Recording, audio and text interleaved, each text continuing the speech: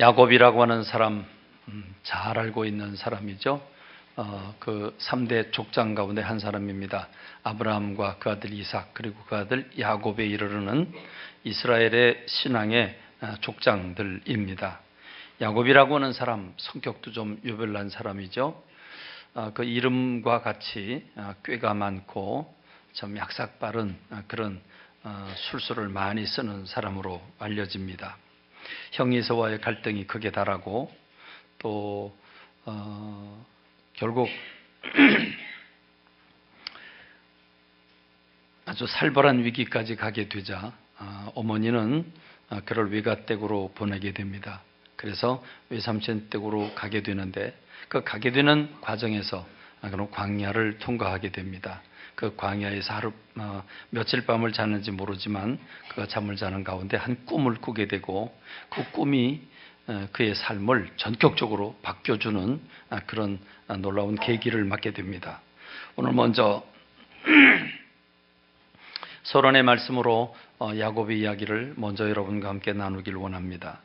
이제 형 에서와의 갈등이 극에 달해서 이제 외삼촌 댁으로 도망가다시피 하는 그 야곱이 지금 길을 떠나면서 언제 돌아올지 알 수 없는 그런 걸음을 떠납니다. 실제로 20년 뒤에 그가 돌아오게 되는데 돌아올 때는 이미 어머니는 돌아가신 상태죠.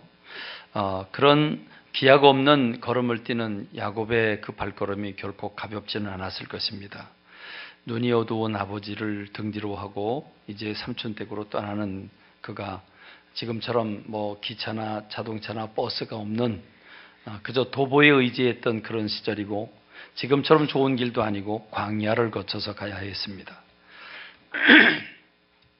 아마도 어머니가 눈물을 흘리면서 싸준 그 주먹밥 몇 덩어리와 얇은 모포 하나 정도 가지고 그가 지금 광야를 걸어가고 있습니다. 낮에는 그래도 그런 대로 걸어가겠는데 밤에 참 어둠이 엄습을 하면서 그가 홀로 있다고 하는 사실에 외로움과 두려움이 그를 엄습했을 것이라고 생각이 됩니다. 문학 작가라면 아주 리얼하게 표현할 수 있겠는데 땅을 요 삼고 하늘을 이불 삼아서 얇은 모파 하나 덮고 지금 잠을 들고 있는 야곱의 모습을 한번 상상해 보시죠. 얇은 돌 하나를 취해서 그걸 돌베개를 하고서 지금 이리 뒤척 저리 뒤척 하고 있는 두려움에 떨고 있는 그런 야곱을 우리가 상상하면 될 것입니다. 그런 그가 겨우 잠을 청하게 되는데 그 잠을 들었을 때 꿈을 꾸게 됩니다. 그 꿈은 좀 기가 막힌 꿈이고 그의 인생을 전환시키게 되는 결정적인 꿈을 꾸게 됩니다. 그 꿈은 그가 누워있는 그 자리로부터 하늘까지 사닥다리가 연결이 되고 그 사닥다리에 천사들이 오르락내리락 하면서 하나님께서 꼭대기에서 말씀을 하십니다. 너 누운 곳을 내가 너에게 주겠다. 그리고 너의 무수한 자손이 태어나게 될 건데 땅에 티끌같이 많아질 것이라. 그리고 내가 지금은 홀로 이렇게 외롭게 길을 가고 있지만 내가 다시 돌아오게 될 것이고 너 돌아올 때까지 내가 너와 함께 할 것이라고. 내가 어디로 가든지 너와 함께 할 것이라고 하는 약속을 줍니다. 이 꿈을 깨고 난 다음에 야곱은 자기도 모르게 감탄을 하면서 감탄사를 내뱉게 되는데 그 말이 바로 여호와께서 과연 여기 계시기를 내가 알지 못하였도다 라고 하는 고백을 합니다. 여러분 잘 알고 있는 고백이죠. 여호와께서 과연 여기 계시겠는데 내가 알지 못하였도다. 하나님이 과연 정말 참으로 여기 계시는데 내가 그걸 몰랐다는 말입니다. 야곱은 그 꿈을 꾸고 난 다음에 참 탄식하듯이 그 입에서 튀쳐나온 말이 바로 이 말입니다. 그런데 이 말 한마디는 야곱의 전 생애를 그려주는 그런 말입니다. 하나님께서 과연 여기 계셨는데 나는 몰랐다. 이 말은 조금 전까지, 지금까지, 조금 전까지, 아니 잠들기 전까지 하나님이 나와 함께 하신 걸 내가 몰랐다는 말입니다. 그래서 야곱의 생애를 둘로 구분하자면 야곱이 이 꿈을 꾸는 이전과 꿈을 꾸고 난 다음의 삶과 이 꿈이 그의 인생을 전환시킨 전환점이라고 볼 수 있을 것입니다. 이 광야 한복판에서 꾼 꿈, 이 꿈을 꾸기 전에 야곱은 무슨 생각을 하고 살았습니까? 이 꿈을 꾼 다음에 야곱은 어떤 생각을 하고 세상을 살게 됩니까? 야곱의 고백, 하나님은 지금 여기에 나와 함께 계신다는 사실을 깨닫는 꿈입니다. 조금 전에는 몰랐습니다. 지금 여기에 하나님이 나와 함께 하시는 줄 몰랐다는 겁니다. 여러분, 이걸 아는 것과 모르는 것은 아주 큰 차이가 있습니다. 이게 얼마나 중요한 일일까요? 하나님이 지금 여기에 나와 함께 계시다고 하는 걸 아느냐 모르느냐, 그게 얼마나 중요할까? 왜 중요할까? 이것은 단순한 지식의 문제가 아닙니다. 아느냐 모르냐는 지식의 문제가 아니라 이 문제는 감각의 문제입니다. NIV 성경을 보면 I was no aware of it 그랬습니다. 이 aware라고 하는 단어는 깨닫는다, 의식하다 또는 인식하다는 뜻을 가지고 있습니다. 단순히 아느냐 모르느냐가 문제가 아니죠. 그러니까 이 단어는 인식의 문제입니다. 의식의 문제입니다. 한마디로 말하면 느끼느냐 못 느끼느냐 하는 문제죠. 여러분, 만일 하나님이 지금 여기에 나와 함께 하신다는 걸 내가 인식하지 못한다면, 느끼지 못한다면 어떻게 될까요? 그걸 모르고 있다면, 물론 야곱이 그걸 인식하든 안 하든 관계없이 하나님은 야곱과 함께 하셨습니다. 야곱을 보호하셨습니다. 야곱의 길을 인도하셨습니다. 근데 그 하나님의 인도와 하나님이 함께 하시는 것과 관계없이 그걸 느끼느냐 느끼지 못하느냐 하는 것은 야곱의 삶의 질에 엄청난 영향을 준다는 것입니다. 여러분, 광야길을 갑니다. 홀로 갑니다. 언제 강도가 나타날지 모릅니다. 불안하지 않겠습니까? 외롭지 않겠습니까? 밤이 찾아옵니다. 캄캄한 밤입니다. 짐승들이 울어댑니다. 여러분, 언제 무슨 순간이 닥칠지 알 수 없습니다. 외로움과 서러움, 그리고 괴로움, 그건 축복 기도를 받고 왔지만 축복하고 나하고는 관계가 없는 것처럼 느껴집니다. 지금 가면 언제 돌아올 줄 모르는 그런 긴 여정을 떠나는 그가 얼마나 불안하겠습니까? 내 인생은 앞으로 어떻게 펼쳐질 것인가? 나는 축복을 받았는데 이 꼴이 무언가 별 생각 다 날 겁니다. 그러므로 그는 외로움과 두려움과 무서움, 불안과 공포, 괴로움이 그를 엄습했을 것입니다. 그런데 만일 전능하신 하나님이 지금 아버지의 하나님, 그리고 그 할아버지 아브라함의 하나님, 이삭의 하나님이 지금 여기 자기 곁에 이 광야에 홀로 누워있는 그 야곱과 함께 계신다고 하는 것을 인식하고 있다면, 의식하고 있다면, 느끼고 있다면 여러분은 어떻을까요? 그는 외롭지 않았을 것입니다. 그는 적어도 대화를 나눌 수 있었을 것입니다. 하나님이 보호해 주신다고 하는 사실에 그는 평안함을 얻었을 것입니다. 담대했을 것입니다. 그리고 주님이 나와 함께 하시면 내가 어디를 가더라도 내 삶을 주님께서 이끌어 주실 것에 대한 기대와 미래에 대한 소망이 그에게 가득했을 것입니다. 그렇습니다. 인식하느냐 못하느냐는 하나님이 나와 함께 하느냐 안 하느냐도 대단히 중요한 문제입니다. 물론 하나님이 내가 하나님께 죄와 그 타락 속에 살면 하나님께서 징계하시고 나를 미워하실 수 있습니다. 하나님이 사울은 버리셨습니다. 하나님이 므낫세 또는 아합 왕 이런 사람들에 대한 하나님의 엄청난 심판과 징계를 하십니다. 그렇기 때문에 하나님이 함께 하시는 것도 대단히 중요하지만 하나님이 함께 하시는데도 불구하고 내가 그것을 못 느끼고 있다면, 그걸 내가 인식하지 못하고 있다고 한다면 그에게는 절망감이 찾아올 수 있다는 말입니다. 그렇습니다. 이 야곱이 느끼느냐 느끼지 못하느냐는 문제는 야곱 혼자만의 문제가 아닙니다. 그러므로 야곱이 꾼 꿈은 오늘 야곱 혼자만의 그 인생을 사는 동안에 자기만이 가질 수 있는 유일한 사건이 아니라 오늘 저와 여러분들과 깊이 관계되는 꿈인 줄로 믿습니다. 오늘 이 야곱이라고 하는 사람이 꾼 꿈을 통해서 오늘 우리들에게 묻고 있는 겁니다.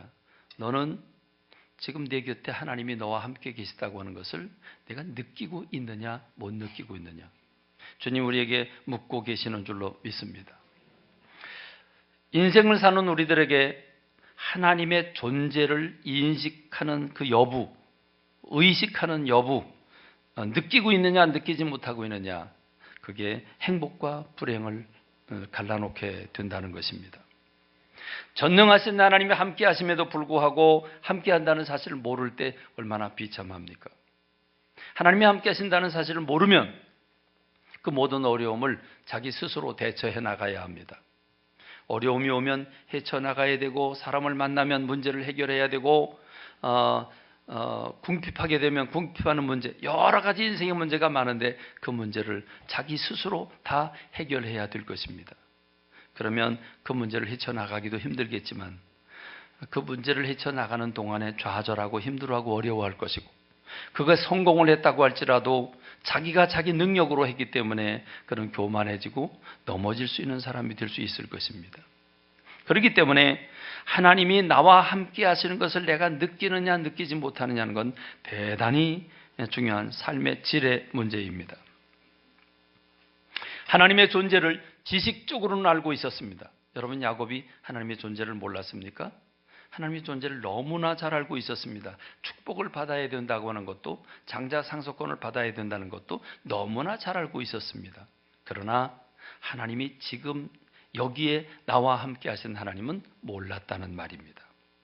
지식적으로는 알고 있지만 느끼지 못한다면, 인식하지 못한다면 불안과 염려와 공포와 무서움, 그리고 불행에 빠지게 되는 결과가 옵니다. 그렇습니다. 야곱은 지금까지 어떤 삶을 살았습니까? 야곱이 지금까지 삶을 산 삶의 태도를 보십시오.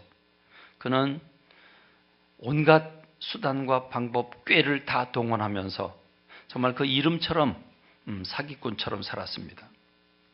여러분, 그는 태어나면서 형 에서와 더불어 쌍둥이로 태어납니다. 쌍둥이로 태어났는데 누구는 형이 되고 누구는 동생이 됩니다. 여러분, 시간차도 아니죠. 따져놓고 보면 야곱은 형 에서의 발 뒤꿈치를 붙잡고 나왔기 때문에 시간적으로 보면 같은 시간입니다. 그렇지 않습니까? 그런데 동생이 돼야 합니다. 문제는 그냥 동생이 되는 게 문제가 아니라 지금 아브라함과 이삭과 야곱으로 흘러나오는 이 약속의 줄기, 이 장자가 되지 못하면 장자에게 주어지는 장자 상속권, 축복권을 받을 수 없다고 하는 결론이 나옵니다. 그러니까 야곱에게는 이거는 인생 전체에 대한 한이 되게 된 겁니다. 그래서 이 문제를 어떻게 해결할까? 보통 사람 같으면 그렇게 태어난 걸 어쩌겠습니까? 그걸 뭐 뒤바꿀 수 있는 게 아니지 않습니까? 호적을 바꿀 수 있는 것도 아니고. 그러니까 그냥 그대로 살아야 했을 것입니다. 그런데 야곱은 그렇지 않았습니다. 이걸 어떻게 뒤집을 수 있을까? 그 방법이 뭘까? 어마어마한 고민과 꾀와 머리를 쓰게 됩니다. 여러분, 그리고 야곱이 선택한 방법이 무엇입니까? 큰 마당에 한복판에다가 솥단지를 걸어놓고, 그리고 뚜껑을 열고 그 팥을 지으면서 그 구수한 냄새가 동네 입구까지 번지게 하는 전략을 짰습니다. 여러분, 그게 그냥 순식간에 일어난 행동이라고 봅니까? 무의식 중에 일어난 행동이라고 봅니까? 그거는 야곱이 어마어마한 꾀를 썼습니다. 그 시간과 장소와 그리고 방법, 이런 모든 것들을 주도 면밀하게 계획을 세운 것입니다. 그리고 자기 계략대로 에서가 나타났고, 에서에게 장자 상속권을 팔으라고 윽박지르게 되고 결국 그걸 받아내게 되는 게 야곱입니다. 그리고 더더욱 놀라운 것은 어머니와 짜고서 눈이 시력이 어두워진 그 아버지를 속여가면서 엄마와 아들이 공모를 해서 축복 기도를 가로챈다고 하는 것, 이건 도저히 있을 수 없는 일입니다. 형 에서와는 어떤 관계를 가지게 되겠습니까? 아버지는 얼마나 놀라고 실망하겠습니까? 여러분, 이걸 한번 생각해 보십시오. 눈이 어두운 아버지를 속이기 위해서 염소 새끼, 아주 그 어린 염소 새끼 털을 팔에도 목에도 두르고, 그리고 형 예수의 옷을 입고, 그리고 어머니가 만들어준 음식을 들고 가서 아버지 축복기도 해달라고. 그러자 아버지가 좀 낌새가 이상하죠. 목소리는 야곱인데 꼭 가까이 와봐라. 그러고 보니까 옷도 에서의 옷이고 향기도 에서의 향기가 나고, 또 목과 팔목을 만져보니까 분명히 털이 많습니다. 그래서 아버지가 미심쩍어 하면서도 축복을 주지 않습니까? 이런 사기가 세상에 어디 있습니까? 말도 안 되는 사건이 일어납니다. 무엇입니까? 야곱이라고 하는 사람은 하나님을 의지하고 하나님의 방법을 택하는 게 아니라 자기의 꾀, 자기의 수단, 자기의 방법, 자기의 머리에서 나오는 모든 인간의 방법을 동원한 사람이 야곱이라고 하는 것입니다. 왜요? 하나님이 나와 함께 하시는 것을 그걸 잘 느끼지 못하기 때문에 자기의 방법으로 자기의 꿈과 목적과 탐욕을 이루려고 하는 열망을 가지고 있었다고 하는 것입니다. 그런데 그는 이 광야에서 이 꿈을 꿈으로써 여호와께서 과연 여기 계시는데 내가 그걸 알지 못했구나. 하나님이 나와 함께 하신다고 하는 사실, 주님과 나 사이에 사닥다리가 연결이 되고, 주님이 너 누운 땅을 주겠다. 네가 너에게 많은 자손을 줄 텐데 땅에 티끌처럼 많은 자손을 주겠다. 그리고 네가 돌아올 때까지 내가 너와 함께 하겠다. 어디를 가든지 내가 너와 함께 한다. 여러분, 이게 얼마나 기쁘겠습니까? 이거보다 더 기쁜 소식이 어디 있겠습니까? 이제는 그런 걱정 안 해도 됩니다. 이제는 불안해하지 않아도 됩니다. 이제는 꿈을 가지고 나가면 됩니다. 그렇습니다. 그가 꾼 이 꿈은 하나님이 지금 나와 함께, 앞으로도 함께 계실 것이라고 하는 인식의 전환이 되는 것입니다. 이 꿈을 통해서 야곱은 늘 주님은 지금 나와 함께 하신다고 하는 사실을 그걸 놓지 않고 살아갑니다. 물론 그 방법, 그것을 이루기 위한 방법이 크게 달라지진 않았습니다만은 인식의 전환은 분명하게 일어났습니다. 창세기 30장 30절에 보면 삼촌 라반과의 트러블이 생기게 되죠. 그것도 역시 꾀를 쓰고 자기에게 돌아올 품값을 막 이리저리 꾀를 쓰다 보니까 라반이 열을 받아서 결국 몇 번씩 이제 뒤집어 놓게 되는 거거든요. 그런데 이 사건을 통해서 대화를 나누는데 이렇게 얘기를 하죠. 야곱이 이렇게 얘기를 합니다. 내가 오기 전에는 외삼촌의 소유가 적더니 번성하여 때를 이루었습니다. 내 발이 이르는 곳마다 여호와께서 외삼촌에게 복을 주셨나이다. 하나님이 외삼촌에게 그냥 복을 주셨습니다가 아니죠. 내 발이 이르는 곳마다. 이 말이 무슨 뜻입니까? 하나님께서 나와 함께 하셔서 내가 가는 곳마다, 내가 하는 곳마다 복을 주셨는데, 삼촌의 집에서 일을 하니까 나를 통해서 하나님 복 주셨다는 이야기죠. 여러분, 지금 야곱이라고 하는 사람은 하나님께서 나와 함께 하셔서 복을 주셨다는 사실을 인식하고 있습니다. 의식하고 있습니다. 창세기 31장 4절 5절에 보면 이제 극한 갈등에 이르게 되자 들에서 양을 치고 있던 야곱이 자기 부인들을 부릅니다. 그 불러서 얘기를 나누는 게 창세기 31장 4절 5절인데, 야곱이 사람을 보내어 라헬과 레아를 자기 양떼가 있는 들로 불러다가 그들에게 이르되 내가 그대들의 아버지의 안색을 본즉 내게 대하여 전과 같지 아니하도다. 그럴지라도 내 아버지의 하나님은 누굽니까? 이삭의 하나님, 아브라함의 하나님.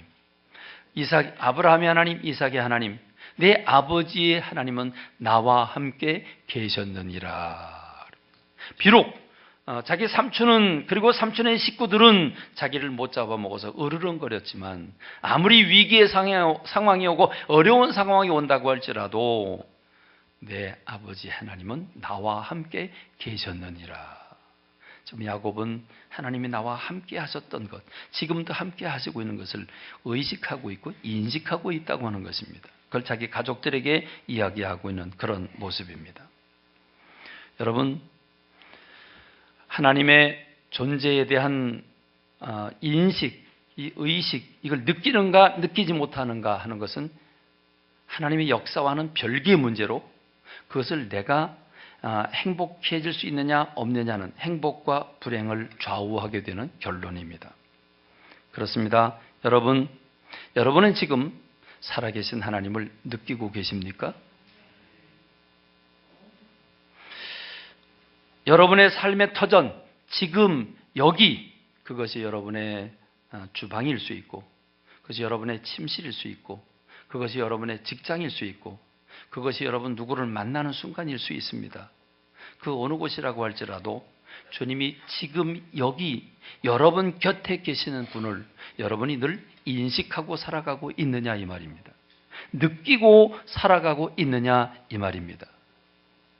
여러분 농부가 밭을 갈든 풀을 뽑든 또는 뭘 하든 그 농부가 땡볕에서도 찬송을 부르며 노래를 부르며 일할 수 있는 것은 지금 하나님이 내 곁에 나와 함께 하시다고 하는 걸 느낄 때 그런 행복감을 가질 수 있게 되는 줄로 믿습니다. 여러분, 하나님께서 여러분이 부엌에서 밥을 지을 때 주님이 여러분 곁에서 여러분을 끌어안고 계시는 것을 여러분이 느낀다면 여러분 전율하면서 기뻐하면서 찬송을 부르면서 밥을 지을 수 있지 않게 되겠습니까?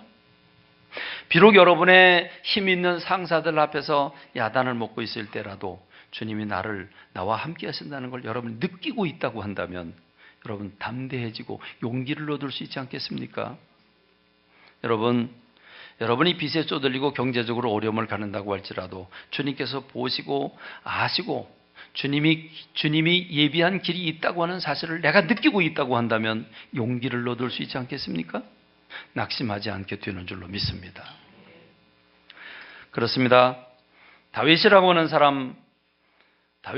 사람에 대해서 사무엘하 5장 10절에 보면 만군의 하나님 여호와께서 다윗과 함께 계시니 다윗이 점점 강성하여 가니라 했습니다. 아까도 말씀드렸습니다마는 하나님은 사울 왕을 버리셨습니다. 하나님은 아합이라고 하는 왕에게 므낫세라고 하는 왕에게 어마어마한 저주 섞인 심판과 징계를 내리십니다. 그런데 하나님이 다윗과 함께 계셔서 다윗이 점점 강성하여 가니라 그랬습니다. 근데 여러분, 다윗이 하나님이 나와 함께 하시는 걸 인식하지 못하고 있다고 한다면 하나님이 함께 하실지라도 그 폭은 좁아질 것입니다. 그러나 하나님이 함께 하셔서 함께 하시는 것을 다윗이 알고 다윗이 알면서 그걸 느끼면서 하나님과 깊은 관계를 맺는다면 그 하나님이 함께 하시는 역사하심은 그 문이 활짝 열리게 되고 승리의 길로 가게 될 것입니다. 우리는 그것을 이 사무엘하 5장에서 발견할 수 있습니다. 여러 번 여러분들에게 예화도 드렸습니다. 블레셋 대군이 쳐들어오죠. 블레셋 대군이 쳐들어왔습니다. 성경에 보면 르바임 골짜기에 가득하다고 했습니다. 옛날 전쟁 여러분 기억하시면 되겠죠? 옛날 전쟁 어떻게 했습니까? 대군을 몰고 옵니다. 여러분 대군을 몰고 오면 우리도 맞대에 가서 싸워야 됩니다. 여러분 이건 내가 선택하는 문제가 아니죠. 이미 적의 나라가 르바임 골짜기에 가득하더라 했습니다. 이게 10만 대군인지 100만 대군인지는 알 수 없지만 어마어마하게 많은 군대를 몰고 왔습니다. 이럴 때 지금 이 다윗이라고 하는 사람에게 블레셋이라고 하는 대군이 쳐들어왔을 때 취할 수 있는 가장 우선적인 게 뭐겠습니까? 지금 다윗에게 가장 필요한 건 뭐겠습니까? 그에게 필요한 건 긴박한 시간입니다. 지금 시간, 분초를 다툽니다. 지금 뭘 해야 되겠습니까? 쳐들어왔다. 이건 하나님께 묻고 자시고 할 게 없다. 무조건 막아야 되지 않겠습니까? 이건 무조건 막아야 된다. 그러니까 야 빨리 군대 소집해라. 비상나팔부터 불고 그 다음에 무기가 얼마나 있는지 그들이 몇 명이 왔는지 어디에 왔는지 뭘 가지고 왔는지 일일이 정탐구문에서 조사를 하면서 현실적으로 대응을 해야 될 것입니다. 여러분 그렇지 않겠습니까? 그런데 여러분 다윗은 하나님을 인식했습니다. 하나님이 나와 함께하고 계시다는 것을 그는 의식하고 있습니다. 그래서 그가 취한 행동은 무엇입니까? 하나님 앞에 기도하는 일이었습니다. 그래서 하나님 앞에 보고를 합니다. 하나님, 블레셋 대군이 쳐들어왔습니다. 어떻게 할까요? 제가 나가서 싸울까요? 나가서 싸우면 주님 나를 이기게 하시겠습니까? 하나님 말씀하십니다. 그래, 내가 너와 함께 하겠다. 내가 너에게 승리를 안겨주겠다. 가라. 그래서 다윗은 신바람 나면서 갑니다. 여러분, 지금 다윗이 가지고 있는 신앙관이 무엇입니까?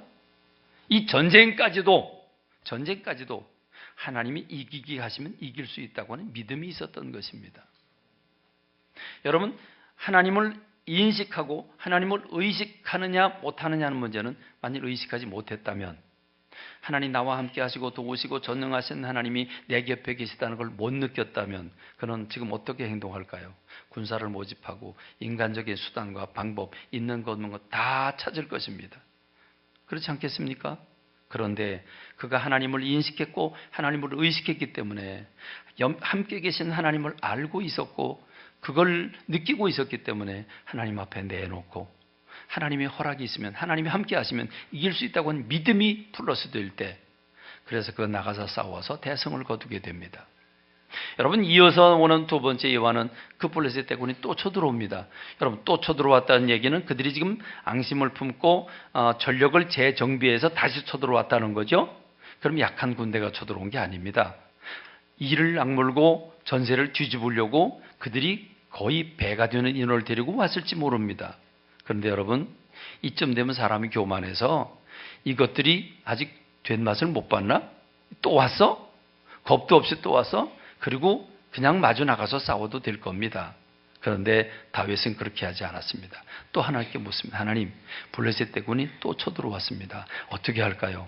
이번에 나가서 또 이기게 하실 겁니까? 하나님 말씀하십니다. 이번엔 그렇게 하지 마라. 뽕나무밭 밑에 가서 너희들은 숨어 있어라. 내가 먼저 나가 싸우겠다.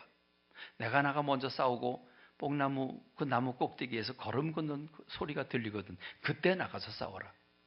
그래서 여러분, 다윗은 그 말씀 그대로 순종을 합니다. 그래서 뽕나무 밑에 가서 납작 엎드립니다. 여러분, 우리는 5분 후에 우리의 일을 알지 못합니다. 내일 일이 어떻게 전개될지 모릅니다. 정치, 경제, 북한, 세계, 금융, 우리는 알지 못합니다. 그러나 하나님은 아십니다. 나와 함께 하시는 하나님, 그걸 느끼고 인식하고 그 하나님 앞에 내 문제를 의뢰하고 주님의 지도를 받을 때 우리의 길은 안전하지 않겠습니까? 우리의 길은 승리하게 되지 않겠습니까? 내가 알면 얼마나 알겠습니까? 내가 미래 일을 알지 못하는데 이제는 몇 년 후에 앞을 점칠 수가 없습니다. 단 며칠 앞을 점칠 수가 없습니다. 그런 아주 어마어마한 다변화 시대에 우리가 살고 있는데 우리가 우리의 의지와 지식을 동원한다고 하는 건 한계가 있을 수밖에 없습니다. 그러므로 하나님을 인식하는 정도가 아니라 그 하나님과 대화를 나누며 하나님의 인도와 지시를 받을 때에 그의 삶은 안전하게 되는 줄로 믿습니다. 여러분, 오늘 우리가 읽은 성경 말씀은 모세가 하나님 앞에 특별한 요청을 드리고 있는 겁니다. 원하건대 주의 영광을 내게 보이소서. 원하건대 주의 영광을 내게 보이소서. 여러분, 이 모세라고 하는 사람은 다윗보다 한 수 더 앞서갑니다. 아예 주님의 영광을 요구하고 있습니다. 여러분, 모세는 왜 하나님의 영광을 요구하고 있을까요? 왜 하나님의 영광을 보여달라고 말하고 있을까요? 그 마음의 동기는 무엇일까요? 우린 이 모세를 바라보면서 어떻게 해야 되겠습니까? 여러분, 이 모세의 처한 상황을 보면 하나님의 영광을 보여달라고 하지 않아도 충분하리만큼 충분한 그런 관계입니다. 그럼에도 불구하고 그는 하나님 앞에 요청하고 있습니다. 여러분, 지금 이 모세가 요청하는 것, 지금 출애굽기 33장인데 이 출애굽기 33장의 상황을 여러분이 보시면 됩니다. 이스라엘 백성들이 출애굽을 했습니다. 시내산에 왔습니다. 안전지대에 왔을 때 하나님께서 모세를 부릅니다. 시내산에 올라갑니다. 자, 민족의 지도자가 이스라엘 백성들을 지금 해방시켜서 여기까지 데리고 앞장서서 거기를 양치기로 40년 동안 하면서 모든 지리를 섭렵하고 있던 모세가 지금 이스라엘 백성들을 시내산까지 인도를 했습니다. 그리고 하나님이 그를 부르셨습니다. 그러니까 순식간에 지도자가 사라진 겁니다. 그런데 올라갈 때 일주일 있다 온다, 또는 열흘 있다 온다, 한 달 있다 온다, 이런 얘기가 없습니다. 그러니까 지도자를 잃어버린 백성들은 며칠 지나서 웅성웅성거리기 시작을 하고 당황하게 되고 결국 모세를 잃어버렸다고 생각을 하고, 그래서 금송아지를 만들어 놓고 이 금송아지가 애굽 땅에서 우리를 해방시켜서 여기까지 데려온 신이다라고 소리를 지르고 난리가 났습니다. 여러분, 이런 상황에서 하나님이 자, 지금 산 밑에 지금 난리가 났는데 이제 그만 내려가 봐라. 그리고 하나님이 모세를 보냅니다. 그게 40일 만에 내려가는 거죠. 내려가서 보니까 가관입니다. 금송아지를 만들어 놓고 그 밑에서 먹고 마시고 춤을 추면서 이게 우리를 애굽 땅에서 인도해낸 신이라고 소리치고 있습니다. 하도 화가 나서 모세가 그 금송아지를 다 깨트려 부수고 그 금송아지 부수는 걸 가지고 물에 타서 먹이기도 하고, 그리고 레위 사람들 모여서 그들을 칼로 진멸을 하고 심판을 징계를 내리게 되는데 그날 죽은 숫자가 3,000명이라고 말하고 있습니다. 그러고도 분이 풀리지 않죠. 그리고 하나님 앞에 올라갑니다. 하나님, 내려가 보니까 정말 어이없는 광경이 벌어져서 하나님, 우리가 범죄했습니다. 그래서 우리를 용서해달라고 간구합니다. 하나님이 말씀을 하시죠. 내가 이 민족을 더 이상은 눈뜨고 볼 수 없다. 그래서 내가 이 이스라엘 백성들을 전염병으로 진멸을 시키고 내가 너로 큰 군대를 너에게 붙여줘서 가나안 복지에 가게 하겠다. 모세가 울며 불며 중보하며 기도하죠. 안 된다고. 그래서 하나님이 알았다. 그럼 내가 그들을 진멸하지는 않겠다. 그러나 내가 그들과 함께 저 가나안 복지까지 가지는 않겠다. 내가 내 천사를 보내서 내가 약속한 대로 가나안 복지에 들어가도록 길을 다 열어주마. 다 열어주고 너희들을 가나안 복지까지 들어가기는 하되 나는 너희들과 같이 가지 않겠다. 싫다는 얘기죠. 여러분, 물론 하나님이 함께 하시면 언제 진노할지 몰라서 내가 함께 할 수 없다라고 말씀을 하십니다. 그래서 모세가 또 하나님이 우리와 함께 가지 않는다면 우리가 가나안 복지가 안될 무슨 소용이 있습니까? 하나님 우리와 함께 하지 않는다면 가나안 복지가 안될 환경이 좋아진들 물질적으로 부유한들 거기 우리한테 무슨 행복이 되겠습니까? 하나님 없는 세상은 결코 행복할 수 없습니다. 하나님이 같이 가주셔야 된다고. 그렇게 울며 불며 기도하자 하나님은 알았다. 그럼 내가 그것까지 해주마. 내가 같이 가마. 이렇게 하나님이 말씀을 하십니다. 그러면서 지금 이 모세와 하나님과의 관계가 어느 정도까지 이르렀는지에 대해서 출애굽기 33장 7절로 11절은 이렇게 얘기를 합니다. 모세가 항상 장막을 취하여 진 밖에 쳐서 진과 멀리 떠나게 하고 회막이라 이름하니 여호와를 앙모하는 자는 다 진 바깥 회막으로 나아가며 그랬습니다. 여러분, 이 회막이라고 하는 것 천막이죠. 이스라엘 백성들이 뭐 집을 짓고 사는 게 아니라 지금 광야 여행을 하고 있기 때문에 텐트 생활을 합니다. 근데 이 텐트인데 이 천막인데 이 천막을 회막이라고 이름을 줬습니다. 회막. 자, 이 회막을 어디다 만들었습니까? 회막이라고 이름 줬는데 회는 만나는 모이는 회막이죠. 한마디로 말하면 자, 장막을 취해서 진 바깥에 쳤다. 진 바깥에 치는데 멀리 떨어져서 텐트를 쳤다. 그리고 그걸 회막이라고 이름했다. 그리고 하나님을 만나기를 원하는 사람들은 진 밖에 멀리 나가서 회막에 가서 하나님을 만났다. 이 말이거든요. 자, 하나님께서 이스라엘 백성들에게 성막을 만들게 하셨는데 성막의 위치를 어디다 만들게 하셨습니까? 우리 성가대요. 어디다 만들게 하셨습니까? 성막을 어디다 짓게 하셨습니까? 이스라엘 백성들 그 텐트 치고 있는 진 치고 있는 정중앙에다가 텐트를 치게 하셨습니다. 그리고 거기를 회막이다, 성막이다 이렇게 이름을 짓게 하셨습니다. 그런데 지금 회막을 어디다 만들었다고요? 진 바깥에. 그것도 멀리 떨어져서. 여러분 왜 그랬습니까? 자, 지금 상황을 보십시오. 지금 출애굽기 33장입니다. 출애굽기 24장까지는 이스라엘 백성들이 시내산에 도착을 해서 하나님과 언약을 맺는 얘기가 나옵니다. 25장부터 31장까지는 시내산에 올라가서 성막과 십계명을 받는 말씀이 나옵니다. 그리고 성막의 구조에 대해서 설명이 나옵니다. 그리고 32장, 33장에서 금송아지 만들어 놓고 이것 때문에 사단이 나는 얘기가 34장까지 나옵니다. 그리고 이제 35장부터는 39장까지는 성막을 구체적으로 만드는 얘기가 나옵니다. 성소와 지성소, 그 다음에 울타리, 그 안에 있는 뭐 떡상, 노제단 이런 걸 만드는 얘기가 나옵니다. 그러니까 지금 이 출애굽기 33장은 자, 성막, 법궤 이런 것들을 만들었습니까? 안 만들었습니까? 지금 만드는 겁니까? 안 만드는 겁니까? 아직 안 만드는 거죠. 아직 성막도 없고 아직 놋제단도 없고 아직 물두멍도 없고 아무것도 없는 상태입니다. 그러니까 지금 빈 텐트를 바깥에 쳐놓은 겁니다. 그러니까 이건 임시 조치를 한 거죠. 아직 거룩의 문제가 해결되지 않았기 때문에 하나님이 진 밖에 멀리 떨어져서 짓게 만들었습니다. 그런데 재밌는 상황이 소개되죠. 모세가 회막으로 나아갈 때에는 백성이 다 일어나 자기 장막문에 서서 모세가 회막에 들어갈 때까지 바라보며 모세가 회막에 들어갈 때에 구름 기둥이 내려 회막문에 서며 여호와께서 모세와 말씀하시니. 여러분 그림을 그려보세요. 지금 이스라엘 백성들이 진치고 있습니다. 그리고 하나님을 만나는 집 그 텐트는 지금 이 진밖 저 멀리에 있습니다. 그리고 모세가 그 하나님을 만나기 위해서 갈 때에는 어떻게 합니까? 이스라엘 백성들이 다 자기네 텐트 앞에서 지금 그 회막을 향해서 걸어가고 있는 모세를 보고 있는 겁니다.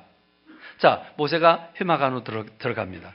회막 안으로 들어갔더니 어떤 일이 벌어집니까? 하늘로부터 구름 기둥이 내려와서 그 회막에 임합니다. 뭐 했다는 겁니까? 주님이 임재하셨다는 것입니다. 주님이 임재하셨다는 겁니다. 그리고 임재만 된 게 아니라 여기 이스라엘 백성들이 그 멀리 떨어져 있는 천막임에도 불구하고 지금 친구와 친구가 만나서 서로 대면해서 대화를 나눈 것처럼 하나님과 모세가 대화를 나눴다. 이렇게 말씀하고 있습니다. 자, 그게 모든 백성이 회막문에 서서 구름 기둥이 서 있는 것을 보고 다 일어나 각기 장막문에 서서 예배하며 사람이 자기 친구와 얘기함 같이 여호와께서는 모세와 대면하여 말씀하시며 모세는 진으로 돌아오나 눈의 아들 젊은 수종자 여호수아는 회막을 떠나지 아니하니라. 자, 지금 그러니까 지금 모세가 경험하는 것은 200만 명 중에 딱 한 사람, 유일하게 모세만 하나님을 만나고 그리고 하나님을 만나서 대화를 나누는데 face to face, 이게 NIV 성경 그렇게 표현합니다. 얼굴과 얼굴을 맞대서 친구와 친구가 얘기하는 것처럼 하나님과 모세가 그렇게 얘기했다. 여러분 천막 속에 들어가서 멀리 떨어져 있는 진에서 멀리 떨어지는 텐트 안에 들어가서 얘기를 하면 그게 이스라엘 진에서 들렸을까요? 안 들렸을까요?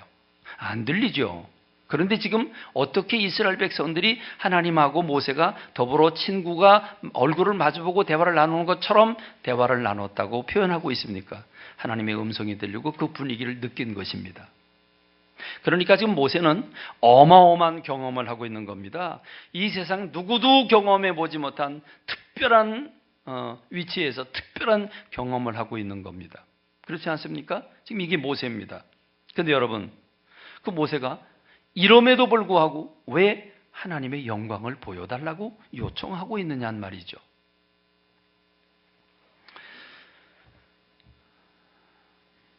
모세는 하나님의 영광을 보여달라고 요청을 했고 그때 하나님은 이렇게 대답을 하십니다. 내가 내 모든 선한 것을 네 앞으로 지나가게 하고 여호와 이름을 네 앞에 선포하리라. 나는 은혜 베풀 자에게 은혜를 베풀고 긍휼히 여길 자에게 긍휼을 베푸느니라.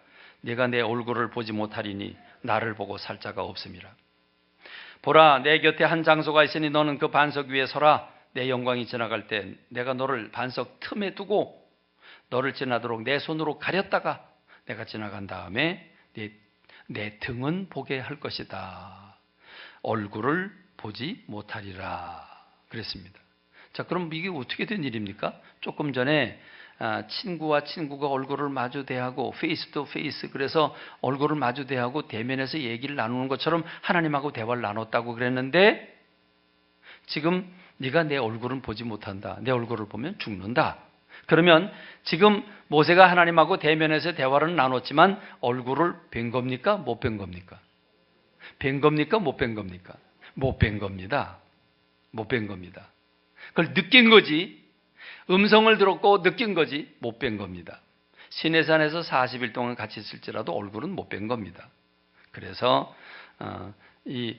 모세가 하나님 앞에 하나님의 원하건대 주의 영광을 내게 보여주옵소서라고 요청을 하게 되는데 이 요청을 하게 되는 그 동기를 이렇게 우리가 파헤칠 수 있습니다. 모세가 여호와께 아뢰되 주께서 친히 가지 아니하시려거든 우리를 이곳에서 올려 보내지 마옵소서. 나와 주의 백성이 주의 목전에 은총 입은 줄을 무엇으로 알리까?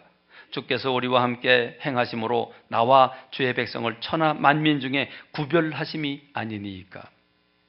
주님이 우리와 함께 하신 의미가 얼마나 큰데 우리만 올라가라고 그러십니까? 그건 아닙니다 라고 이제 얘기를 하자 하나님이 이렇게 말씀을 하시죠.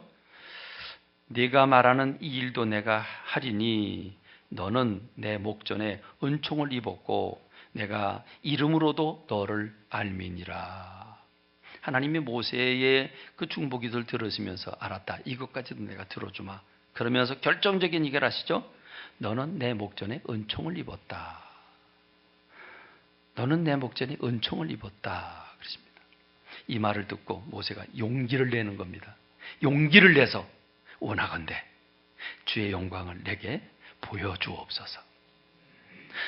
여러분, 지금 모세가 이렇게 요청한 이유가 무엇입니까? 조금 이 말씀을 우리가 힌트를 해서 조금 더 해석을 하면 하나님의 인도하심과 하나님 나를 사랑하시는 것을 확인하고 싶은 겁니다. 확인하고 싶은 겁니다. 여러분, 우리도 하나님이 우리를 사랑하시고 있다는 걸 믿고 있습니다. 여러분 믿고 계시죠? 여러분 믿고 계시죠? 하나님 우리를 사랑하고 계시고 우리와 함께 계시다는 걸 믿고 있습니다. 또 우리의 삶 속에서 주님이 피할 길을 만들어 주셨고 도우시고 인도하셔서 에베네셀의 하나님, 여기까지 주님께서 도우셨습니다. 믿으십니까? 믿으십니까? 그렇습니다. 그런데 그럼에도 불구하고 정말 힘들고 어려울 때, 정말 힘들고 어려울 때, 그렇게 진액이 빠질 때 여러분 하나님의 사랑, 하나님의 도우심, 하나님의 인도하심을 남다르게 확인하고 싶은 그런 갈망은 없으십니까? 여러분 없으십니까? 하나님의 영광을 보여주옵소서. 이게 지금 모세의 심정입니다. 오늘 저는 여러분과 함께 2017년 한 해가 그냥 우리가 일반적으로 믿고 있는 믿음, 통상적인 믿음, 상식적인 믿음이 아니라 주님이 우리의 삶의 현장에 임재하시는 영광을 맛보기를 원합니다. 이 특별한 영광을 맛보기를 원합니다. 주님 우리를 사랑하신다는 거 알고 있습니다. 응답하시는 거 알고 있습니다. 믿고 있습니다. 의심하지 않았습니다. 그럼에도 불구하고 내 삶의 현장에 주님이 나를 이만큼 사랑하시는 걸 나로 확인하게 하옵소서. 확인하게 하옵소서. 제 집사람은 가끔 저기 고문을 합니다. 당신이 진짜 나를 사랑하면 지금 사랑한다고 고백해봐. 그렇죠? 여자들은 가끔 그렇게 확인하고 싶은가 봅니다. 그렇습니다. 우리는 하나님 우리를 사랑하신다는 것을 알고 있습니다만은, 믿고 있습니다만은, 그럼에도 불구하고 주님의 사랑을 다시 한번 확인받고 싶은 겁니다. 할렐루야. 여러분, 우리가 이 마음을 가지길 간절히 소원합니다. 그냥 아주 죄송합니다만은 어떤 교우분이 교회를 다니다가 안 다녔는데 한 2년 다니다가 안 다녔는데 안 다니다 보니까 뭔가 좀 허전하더래요. 허전해서 다시 교회를 다니긴 다녀야 되겠다. 다니긴 다니는데 그냥 저냥 이렇게 그냥 다니기를 원한다. 이렇게 표현을 하는 걸 내가 들으면서 그래, 아직 살아계신 하나님을 아직 못 만났으니까 살아계신 하나님을 내가 확실하게 경험하면 이렇게 표현하지는 않으시겠지 하는 생각을 하면서 우리 모두가 바라는 간절한 소원이 뭡니까? 하나님, 내 삶의 현장에 주님 임재하시길 원합니다. 찾아와 주시길 원합니다. 우리 교회 가운데 주님의 영광을 드러내 주시길 원합니다. 내 침실에, 내 거실에, 내 주방에, 나의 직장에, 내가 일하는 밭에, 내가 일하는 축사에 주님 임재해 주시길 원합니다. 함께 하시길 원합니다. 그래서 여러분, 우리가 살아가는 모든 일에 주님이 나와 함께 하심을 인식하고 의식하면서 함께 하시는 그분과 더불어 대화를 나누고 어려움을 헤쳐나가고 주님의 도우심과 인도하심으로 풍성한 삶을 살기를 간절히 소원합니다. 잠언 8장 17절, 나를 사랑하는 자들이 나의 사랑을 입으며 나를 간절히 찾는 자가 만날 것이니라. 할렐루야, 할렐루야. 주님의 영광을 사모하는 제가 되고 여러분이 되기를 간절히 소원합니다.